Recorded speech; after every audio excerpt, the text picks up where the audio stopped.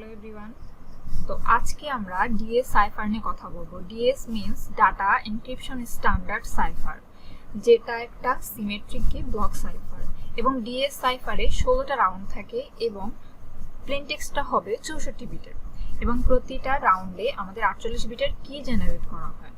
তাহলে কথা না বাড়িয়ে আমরা ইমপ্লিমেন্টেশনে চলে আসি। প্রথম কাজটা হবে আমাদের পাইক্রিপ্টোড্রোম এটাকে ইনস্টল করে নেওয়া। এরপরে আমরা কি করব, মেইন কোডে চলে আসি। এখান থেকে আমরা তিনটা মডিউলকে ইম্পোর্ট করে নিয়েছি। প্রথমে ক্রিপ্টো থেকে ডিএস, এরপরে প্যাড আনপ্যাড, এরপর গেট র্যান্ডম বাইটস, এই মডিউলগুলা আমরা ইম্পোর্ট করে নিয়েছি ক্রিপ্টো প্যাকেজ থেকে। তো এরপরে মেইন কাজটা হচ্ছে আমাদের প্লেন টেক্সটকে ডিফাইন করে দেওয়া। যেমন আমি এখানে প্লেন টেক্সট হিসেবে হ্যালো ডিএস কে ডিফাইন করে দিয়েছি। এবার কথা হচ্ছে আমাদের অবশ্যই এই স্ট্রিংটা হতে হবে বাইট স্ট্রিং। এই জন্য স্মল লেটারের বি কে ইউজ করা হয়েছে স্ট্রিং এর সামনে। তাহলে প্লেন টেক্সটকে ডিফাইন করা শেষ। এরপরে আমাদের একটা ইনিশিয়াল কি জেনারেট করতে হবে, যেটা অবশ্যই হবে 64 বিটের। এখন কথা হচ্ছে আমরা প্রত্যেকটা রাউন্ডে যদি 48 বিট জেনারেট করি, তাহলে আমরা 64 বিটকে কেন জেনারেট করব? কি জেনারেটর কি করে, এই 64 বিট থেকে প্রতি রাউন্ডে 48 বিটের কি জেনারেট করে দেয়। তাহলে আমাদের সেকেন্ড কাজটা কি হবে, 64 বিটের কি জেনারেট করা, যেটা কিনা আমরা গেট র্যান্ডম বাইটস থেকে এই ফাংশনকে কলের মাধ্যমে জেনারেট করতে পারবো এবং আর্গুমেন্ট হিসেবে আমরা 8 কে পাস করব, যেটা আমাদের 8 বিটের একটা কি জেনারেট করে দিবে। এরপরে আমাদের প্লেন টেক্সট জেনারেট করা শেষ, কি জেনারেট করা শেষ। এবার চলে আসবো এনক্রিপশনে। তো এনক্রিপশনের জন্য আমাদের কি করতে হবে, এনক্রিপ্ট নামের একটা ইউজার ডিফাইন্ড ফাংশন কল করেছি, যেটার মধ্যে আমরা কি আর প্লেন টেক্সটকে আর্গুমেন্ট হিসেবে পাস করে দিয়েছি।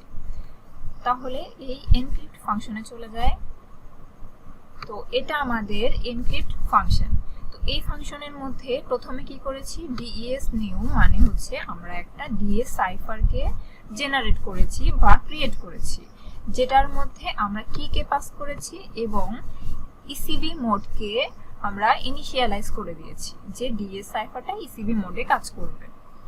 এর পরের কাজটা হবে আমাদের প্যাডিং করা, কারণ আমরা জানি যে আমাদের প্লেন টেক্সটটা অবশ্যই 64 বিটের হতে হবে ডিএস এর সময়। ডিএস এর ক্ষেত্রে 64 বিটের হতে হবে। এই জন্য যদি আমাদের প্লেন টেক্সট 64 বিটের না থাকে, তার জন্য আমাদের কি করতে হয়, প্যাড করতে হয়, যেটার অবশ্যই ডিএস ডট ব্লকস সাইজটা ডিফাইন করে দিতে হবে।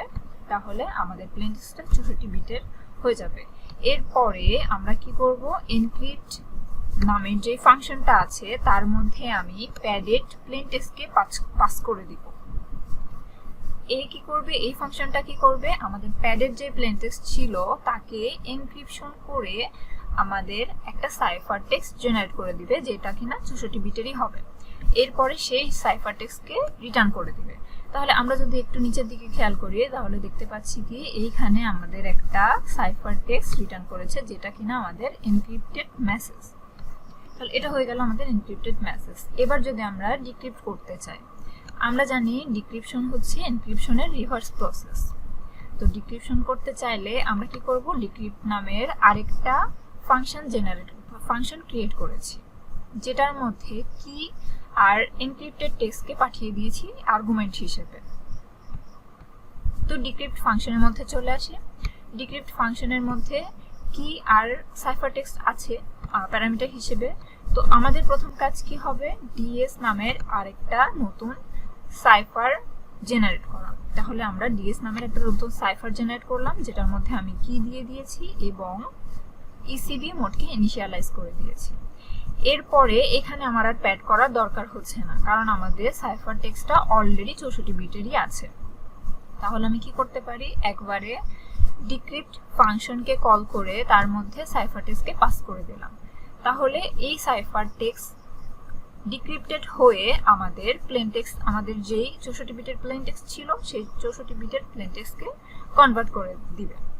তাহলে সেইটা আমাদের স্টোর হবে ডিক্রিপ্টেড টেক্সটের মধ্যে। এখন কথা হচ্ছে আমাদের মেইন যে প্লেন টেক্সট ছিল সেই প্লেন টেক্সটে যাওয়ার জন্য অবশ্যই আমরা আগে যে প্যাডিংটা করেছি সেটাকে আনপ্যাড করতে হবে।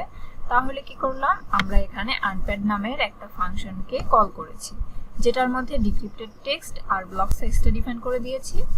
এরপরে ও যে প্লেন টেক্সটটা রিটার্ন করবে সেটাই আমাদের মেইন যে প্লেন টেক্সট ছিল সেটা, তাহলে সেটা প্লেন টেক্সটের মধ্যে স্টোর হবে। এরপরে আমরা এই প্লেন টেক্সটকে রিটার্ন করে দিব। তাহলে রিটার্ন করলে এইখানে সেটা স্টোর হবে ডিক্রিপ্টেড টেক্সটের মধ্যে, এরপরে আমরা ওইটাকে প্রিন্ট করে দেব। তাহলে এটাই ছিল মোটামুটি আমাদের ডিএস সাইফারের ইমপ্লিমেন্টেশন।